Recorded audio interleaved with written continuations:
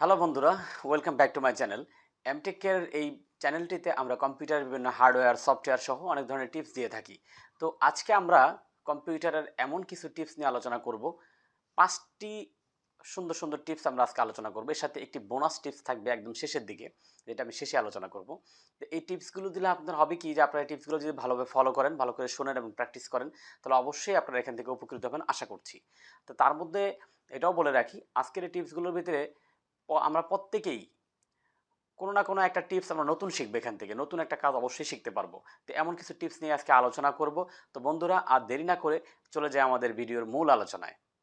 বন্ধুরা, আজকের ভিডিওর যে 5টি টিপস, তার ভিতরে সর্বপ্রথম যে টিপসের আমি আলোচনা করব, সেই টিপসটি হচ্ছে ইমোজি সংক্রান্ত। আমরা আজকাল বিভিন্ন কাজে, আমাদের ইন্টারনেটে হোক, অফলাইনে হোক, আমরা বিভিন্ন কাজে বিভিন্ন জায়গায় লেখালেখিতে ইমোজির ব্যবহার করি। তো ইমোজি একটি কমন একটি সিম্বল হিসেবে আমাদের সাথে এখন মিশে গিয়েছে। আমরা বিভিন্ন সময় আমাদের ইমোশন ব্যবহার করার জন্য, আমাদের থিঙ্কিং ব্যবহার করার জন্য, বোঝানোর জন্য আরেকজনকে আমরা ইমোজি সহজে ব্যবহার করি। যেখানে আমাদের কিছু লিখতে হবে ২-৪ শব্দ, সেখানে একটা ইমোজি সেই ভাষাটা প্রকাশ করতে পারে। যাই হোক দর্শক, এখন মোবাইলে আমরা যত সহজে ইমোজি ব্যবহার করতে পারি, কিন্তু আমাদের কম্পিউটারের জন্য কিন্তু সেভাবে অত সহজ হয়তো আমরা ইমোজি ব্যবহার করতে অনেকে পারি না।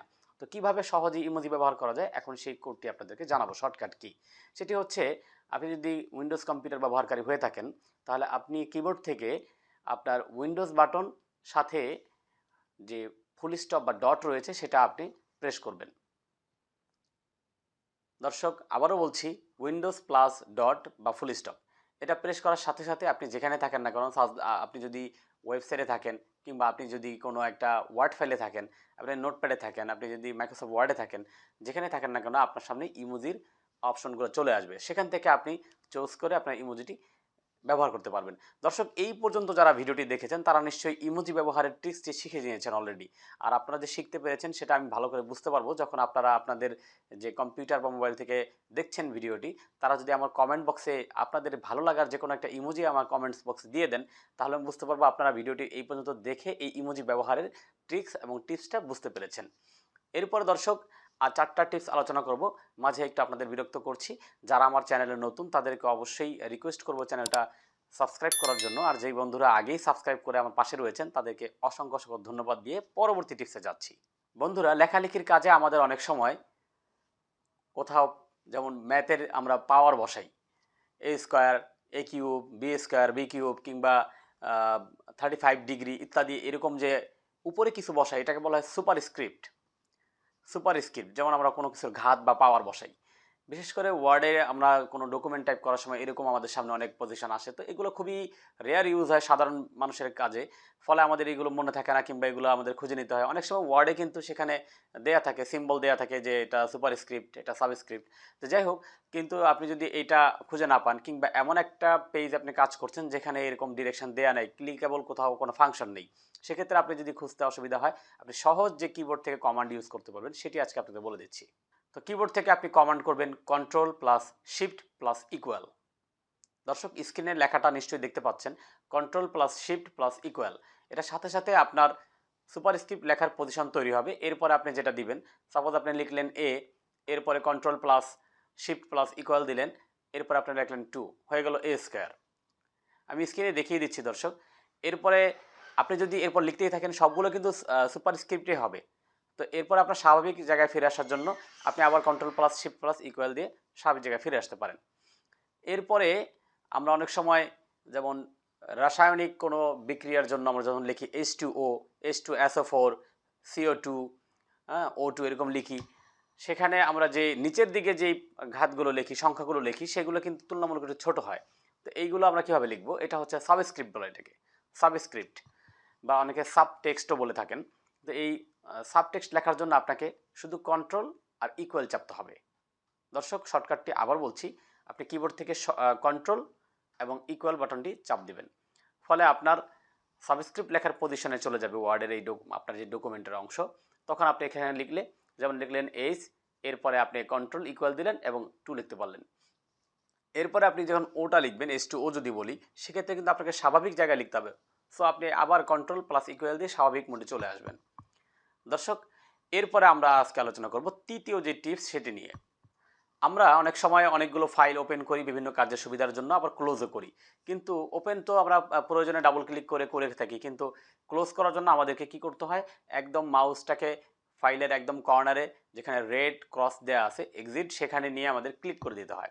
তো এটা অনেক সময় অনেক সময় সাপেক্ষ হয়, মাউসে হাত নিতে হয়, কিংবা আমরা লিখতেছিলাম এরপর আমাদের হাতটা মাউসে নিতে হবে, ড্র্যাগ করে সেখানে নিয়ে যেতে হবে। এটা চাইতে আপনি আরো সহজে কিবোর্ডের কমান্ডের মাধ্যমে খুব দ্রুত যে কোনো একটা আপনার অ্যাক্টিভ যে ফাইলটি রয়েছে আপনার সামনে এই মুহূর্তে যে ফাইলটি চলছে সেটাকে আপনি যদি ক্লোজ করতে চান, তাহলে আপনি কিবোর্ড থেকে ইউজ করবেন অল্টার প্লাস F4। আপনি অল্টার প্লাস F4 দেওয়ার সাথে সাথে ফাইলটি ক্লোজ হয়ে যাবে, আপনার কোথাও মাউস নিতে হবে না, কোথাও ক্লিক করতে হবে না। এই কাজটি করার ফলে আপনার কাজের গতি কিন্তু বহুগুণ বেড়ে যাবে। তো এভাবে আমরা যদি কিবোর্ড থেকে বিভিন্ন শর্টকাট ইউজ করার অভ্যাসটা গড়ে তুলি, তাহলে আমাদের কাজের গতি বাড়বে এবং কমফোর্ট লাগবে, তুলনামূলক আমাদের হেজিটা কম মনে হবে, হ্যাসেলটা কম হবে আমার মনে হচ্ছে। দর্শক, এরপরে আমরা চলে যাব আমাদের চতুর্থ যে টিপস, সেই টিপসটি আলোচনা করব। দর্শক, আগের টিপস আমরা বলেছিলাম ফাইল ক্লোজ করার কথা, কিন্তু এমন তো হয় আমি ফাইল ক্লোজ করতে চাচ্ছি না, কিন্তু ফাইলগুলো আমি মিনিমাইজ করে রাখতে চাচ্ছি, যেখানে আমরা মাউস দিয়ে মিনিমাইজের বাটনে ক্লিক করে মিনিমাইজ করতে পারি। কিন্তু এমন তো হয় যে আমরা সবগুলো ফাইল একসাথে মিনিমাইজ করে ডেস্কটপে ফিরে যেতে চাই। সেক্ষেত্রে একটা একটা করে আপনার যদি 10টা 20টা যদি ফাইল ওপেন করা থাকে, আপনি একটা মজিলা, একটা ওয়ার্ড, একটা ফায়ারফক্স, একটা অপেরা মিনি, কিংবা একটা মাই কম্পিউটার, অনেক ওয়ার্ডের একটা ফাইল কিংবা পাওয়ার পয়েন্টের ফাইল, ধরুন অনেক ফাইল ওপেন করা আছে, কাজ অনেকেই মাল্টিটাস্কিং বর্তমানে করেন, একসাথে অনেক কাজ করেন। তো তারা যদি এতগুলো ফাইল একসাথে মিনিমাইজ করতে চান যে সবগুলো একসাথে মিনিমাইজ হয়ে যাবে, আমি নতুন একটা ফাইল ওপেন করবো কিংবা ডেস্কটপে ফিরে যেতে চাই, সেক্ষেত্রে আপনি আপনার কিবোর্ডের কমান্ড ব্যবহার করবেন। সেক্ষেত্রে আপনি আপনার কিবোর্ডের কমান্ড ব্যবহার করবেন উইন্ডোজ প্লাস ডি, অর্থাৎ উইন্ডোজ বাটন চেপে ডি বাটন চাপ দিবেন। এই বাটন ডি বাটনটি প্রেস করার ফলে আপনার সবগুলো যে ছিল উইন্ডো ছিল সবগুলো একসাথে মিনিমাইজ হয়ে যাবে। এটা আরেকটা ভাবেও করা যায়, উইন্ডোজ প্লাস এম, অর্থাৎ উইন্ডোজের সাথে এম বাটন চাপলেও কিন্তু মিনিমাইজ হবে। তো এটার একটা সমস্যা হচ্ছে গিয়ে আপনি আবার যখন ফিরে নিয়ে আসতে চান, মিনিমাইজ করার পর আপনার আবার যদি সবগুলো ফাইল একসাথে ম্যাক্সিমাইজ করতে চান বা ফিরিয়ে আনতে চান ডেস্কটপে, সেক্ষেত্রে কিন্তু উইন্ডোজ প্লাস এম দিলে ফিরে আসবে না।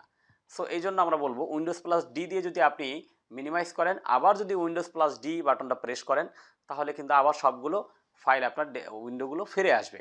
সো অবশ্যই আপনি উইন্ডোজ প্লাস ডি ইউজ করবেন, প্রয়োজনের কথাটি মাথায় রেখে। দর্শক, এই ছিল আমাদের 4 নম্বর টিপস। এরপর আমরা আলোচনা করব আমাদের সর্বশেষ যে টিপস, কিন্তু শেষ নয়, এরপরেও কিন্তু একটি বোনাস টিপস রয়েছে, যেটা আমরা ভিডিওতে শুরুতে বলেছিলাম যে শেষে আলোচনা করব। তো 5 নম্বর টিপসটি এখন আলোচনা করব, সেটা হচ্ছে রিনেম। আমরা আমাদের প্রয়োজনে অনেক সময় ফাইলের নাম পরিবর্তন করতে চাই। তো সাধারণত আমরা কি করে থাকি ফাইলের নাম পরিবর্তন করার জন্য? আমরা একটা ফাইলের উপরে রাইট বাটনে ক্লিক করি, এরপরে সেখানে সবার নিচ দিকে আসি, ড্র্যাগ করে এসে রিনেমে ক্লিক করি। রিনেমে ক্লিক করার পর তারপরে আমরা কিবোর্ড থেকে নামটা পরিবর্তন করি। এখন বিষয় হচ্ছে, দেখেন কতগুলো স্টেপ পার করলাম।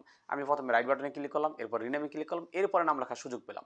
তো আপনি আরও সহজে করতে পারেন, যেই ফাইলটি আপনি রিনেম করতে চাচ্ছেন সেখানে একটি ক্লিক করে যখন সিলেক্ট অবস্থায় যদি থাকে, এনিহাউ যদি সেটা সিলেক্ট অবস্থায় থাকে, তা আপনি জাস্ট আপনার কিবোর্ড থেকে F2 যে বাটনটা রয়েছে সবার উপর দিকে, যে F1 থেকে F12 থাকে, আপনি সেখান থেকে F2 বা ফাংশন 2 বাটনটি প্রেস করবেন। সাথে সাথে এটা রিনেম পজিশনে চলে যাবে, আপনার মাউসে হাত নেওয়া লাগবে না, আপনি এরপরে এটাকে রিনেম করতে পারবেন।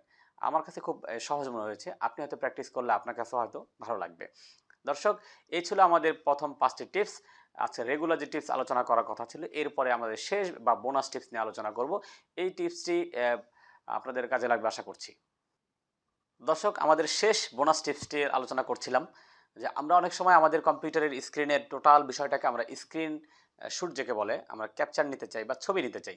সেই ক্ষেত্রে আমরা অনেকে থার্ড পার্টি সফটওয়্যার ব্যবহার করি, যেগুলো অনেক সময় ফ্রি পাওয়া যায় না, ট্রায়াল ভার্সন, কিংবা 7 ডেজ ট্রায়াল, 30 ডেজ ট্রায়াল, কিংবা অনেক অ্যাড আসে। কিন্তু আপনি কি জানেন যে এই ধরনের থার্ড পার্টি কোনো অ্যাপস ছাড়াই আপনি আপনার কম্পিউটারের স্ক্রিনের একটি ছবি নিতে পারেন খুব সহজেই, সেটা কেবলমাত্র একটি বাটন প্রেসের মাধ্যমে। আপনি আপনার কিবোর্ডের প্রিন্ট স্ক্রিন নামে একটি বাটন খুঁজে পাবেন, যেখানে স্পেশাল ফাংশনগুলো বাটনগুলো রয়েছে, সেই জায়গায় আপনি দেখবেন প্রিন্ট স্ক্রিন লেখা রয়েছে। তো এই প্রিন্ট স্ক্রিনে একটা ক্লিক করার সাথে সাথে, একটি প্রেস করার সাথে সাথে আপনার হোল স্ক্রিনের যে একটি ছবি সেটা আপনার ডিফল্ট জায়গায়, সাপোজ ফটোস কিংবা ডকুমেন্টসে সেভ হবে। এই ছিল আমাদের আজকের সর্বশেষ বোনাস টিপস। আশা করছি ভিডিওটি আপনাদের ভালো লাগবে এবং কিছু না কিছু সেখান থেকে শিখতে পারবেন। তো দর্শক, যদি আপনাদের সত্যি ভালো লেগে থাকে কিংবা কিছু যদি এখান থেকে শিক্ষণীয় পেয়ে থাকেন, তো অবশ্যই ভিডিওটিতে একটি লাইক প্রত্যাশা করছি। আর যাওয়ার আগে আরেকবার আপনাদেরকে রিকোয়েস্ট করব, যারা চ্যানেল নতুন ছিলেন আজকের দর্শক এই ভিডিওর মাধ্যমে, তারা অবশ্যই চ্যানেলটি সাবস্ক্রাইব করবেন এবং পাশে থাকা বেল আইকনটি বাজিয়ে দিবেন। আর ভিডিওটিতে অবশ্যই লাইক এবং প্রয়োজনে কমেন্টস করবেন। আপনাদের কমেন্টসের প্রত্যাশায় রইলাম। আপনাদের কমেন্টসের ভিত্তিতে পরবর্তী কোনো ভিডিও নিয়ে আবারও সামনে হাজির হব। আজকের মতো এখানেই বিদায়।